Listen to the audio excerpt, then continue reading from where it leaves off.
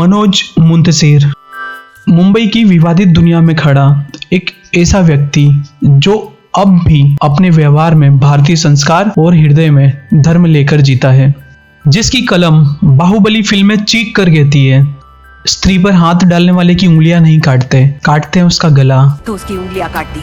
गलत किया देवसेना, औरत पर हाथ डालने वाले की उंगलियां नहीं काटते, काटते हैं उसका गला। मनोज आजकल अपने गीतों के कारण हमेशा चर्चा में रहते हैं और अपने राष्ट्रवादी तेवर के साथ वे फिल्मी गीतकारों में सबसे ऊंचा स्थान प्राप्त कर चुके हैं। मगर आजकल मनोज लगातार कुछ लोगों के निशाने पर रहने लगे हैं। वे जब पंडित चंद्रशेखर आजाद के लिए लिखते हैं कि जियो तिवारी जनेऊधारी, तो भारत में रह रहे दिमागी तालिबानियों को मिर्ची लग जाती है।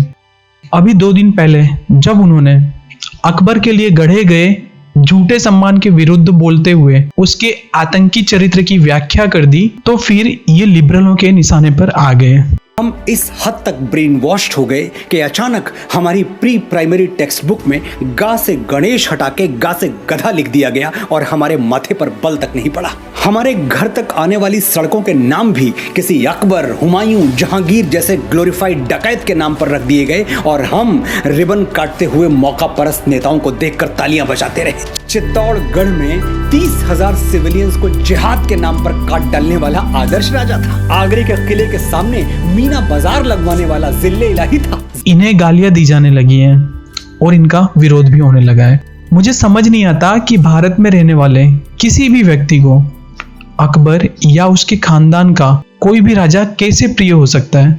बाबर, जहांगीर, शाहजहां, औरंगजेब वगैरह ने भारत की आम जनता को किस तरह लूटा, किस तरह लाखों लाख लोगों को क्रूरता के साथ मौत के घाट उतारा, किस तरह हजारों स्त्रियों को नोचा, ये क्या बताने की चीज है। किस तरह इन लुटेरों ने हमारे मंदिर तोड़े, मूर्तियां खंडित की, ये कौन नहीं जानता भला।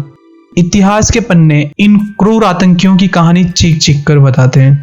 और अकबर, जिसके जजिया हटाने की चर्चा तो होती है पर दोबारा जजिया लगाने की चर्चा कहीं नहीं होती, वो साला महान हो गया, जिसके कारण सन 1567 में महारानी फूल कंवर के साथ चित्तौड़ की हजारों देवियों को जीवित ही अग्नि समाधि लेनी पड़ी। फिर ये अकबर महान कैसे हुआ, जिसने 1 महीने तक चित्तौड़ के आम लोगों को लूटने, उन्हें मारने और स्त्रियों का बलात्कार करने की खुली छूट अपने बर्बर सैनिकों को दी। तो क्या ये महान था। चित्तौड़ में अकबर के आदेश से सेना के बाद 25,000 आम नागरिकों की हत्या की गई थी।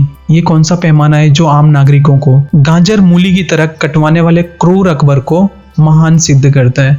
वो अकबर जिसने अपने झूठे घमंड में अपनी बेटियां आराम बानू, सुकरुन्निसा, इनका विवाह तक नहीं होने दिया कि उसकी प्रतिष्ठा चली जाएगी। तो इस अकबर को किस तर्क के बल पर महान मान ले। मनोज मुंतशिर ने ऐसी कोई भी बात नहीं की जो प्रमाणित तथ्य ना हो। उन्होंने तो ऐतिहासिक सत्य बताया है। फिर वे कौन से धूर्त लोग हैं जिन्हें सत्य चुभ रहा है। भारत की दशा क्या ऐसी हो गई है जहां किसी प्रतिष्ठित रचनाकार को सत्य बोलने के पहले सोचना भी पड़े। तालिबानी राज्य हो गया क्या।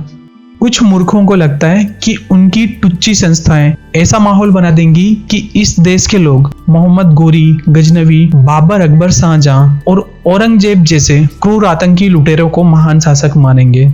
इन मूर्खों को समझ नहीं आता कि अब युग बदल गया है। इनके पसारे हुए झूठ के आंचल पर अब लोग पैसा फेंकने की जगह थूक कर निकलेंगे।